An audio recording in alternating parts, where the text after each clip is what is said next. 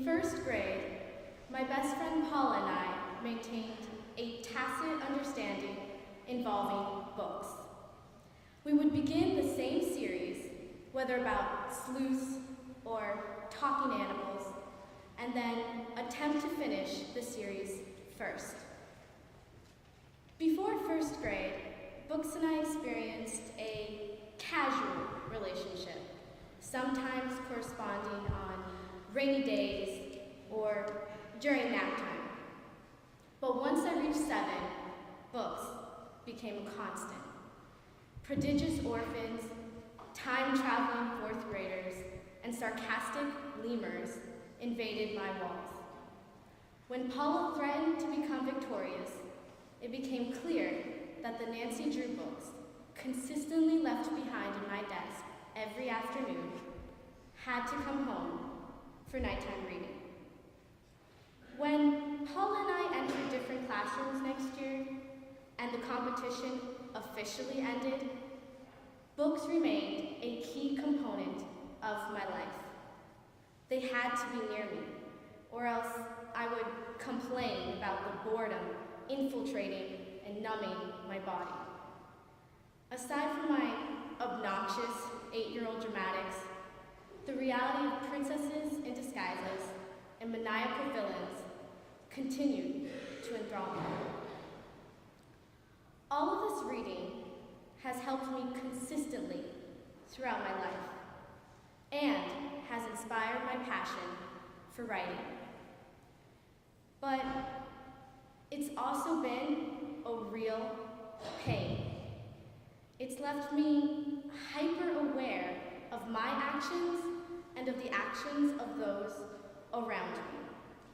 I have this exhausting habit of keeping up a running commentary in my head while speaking to people. If something embarrassing occurs, I catalog my discomfort and analyze the resulting stilted conversation, and then I go home and continue to obsess about it. I've missed the endings of conversations because I've been so busy saying to myself, this is so awkward, this is so awkward, this is so awkward. However, I've also attempted to approach my neuroses in a positive light. I console myself by proclaiming that my humiliation or my failures shall be used as material for my future novels. If I trip on the cobblestones, nice. If I forget my homework, perfect. If I accidentally punch a guy in the stomach because I tried to give him a fist pump but forgot about my terrible aim, lack of athletic ability, and short stature, hurrah! This is exactly what I need to become a better writer. I will absorb the daily awkwardness, and it will make me stronger. Yet, ironically, sharing stories about myself on paper has always left me feeling uncomfortable. While trying to pen my college essay, I was urged by Miss McDermott to put more of myself in my writing.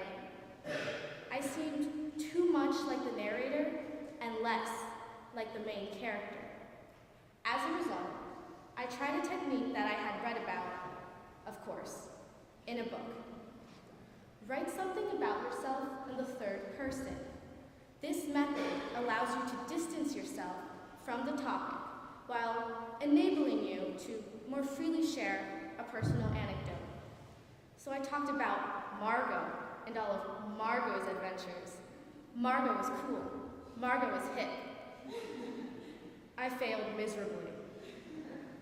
The whole thing sounded contrived and vaguely pretentious. Once again, I was trying too hard, fixating on details rather than on the larger picture. I found that who I was transferred more clearly in analytical papers on books, in fragmented sentences jotted in the margins of my calculus notebook. Sorry, Mr. Maffei. In extremely terrible torture poetry and in short stories I penned in the middle of the night. I could talk about other people, fictional people, better than I could talk about myself. This seeped into real life as well. We've all joked about living in a romantic comedy, how if we were the protagonist, our crush would forget his notebook in his locker and end up running into us just as we were leaving debate club or band practice. The quirky, yet driven female lead is pretty standard, after all. And there'd be some misunderstanding, and then we'd go out for pizza, and it'd be awesome. I keep going. If I'm outside with my friends, and it's getting dark and creepy, I zero in on one of them as the non-believer and joke that they'll be the first to die. Horror movie. If I'm arguing with my sister, I'll contemplate whether she is actually a manifestation of my mental anguish. Psychological thriller.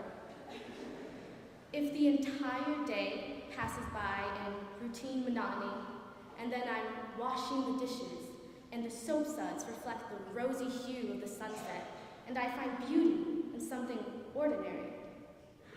Indie film that sweeps the awards at Sundance. Although being inside my head can be a nightmare, it's also made me appreciate the stories that surround me and the stories that we all belong to. It's why I am hopelessly in love with books and movies. Our histories have a common thread that ties us all together. Pauline Kael, a movie critic, once said, "The romance of movies is not just in those stories and those people on the screen, but in the adolescent dream of meeting others who feel as you do about what you've seen. You know each other at once because you talk less about good movies than about what you love in bad movies. I've cemented existing friendships or created new ones by discovering others who loved the Magic Treehouse series, Wes Anderson, or Lizzie McGuire. We all see ourselves as the main characters of some blockbuster hit or epic, far-reaching novel, especially now, as teenagers, when everything feels so sharp and so hazy at the same time. We are desperately trying to grow up and stay young at the same time. We are trying to envision who we will be in the future and how on earth we are going to get there. We're headstrong, contradictory, and vulnerable. We feel everything like a misplaced punch to the stomach. Our time at the Abbey in high school has been bizarre, crazy, boring, fantastic, miserable, and amusing. Sure, hormones play a factor. But there's also something else, something completely intangible, perhaps even indescribable. J.K. Rowling, the author behind the Harry Potter series, hated being a teenager. Yet her entire work revolved around the adolescence of an angsty orphan with a lightning-shaped scar. There's something about these moments right now that creates some of the best stories. At first, reading was simply a game. I'm tempted to continue with the cliche because cliches can be so true and declare that life is a game or that all the world's a stage and we're actors pantomiming tales that have been told for ages. Or maybe our stories are predictable. Maybe they're illogical. But they're ours, and they matter. We don't need to ride off into the sunset to feel like we got a happy ending. We just need to be able to turn to the person next to us and hear them say, "I get it."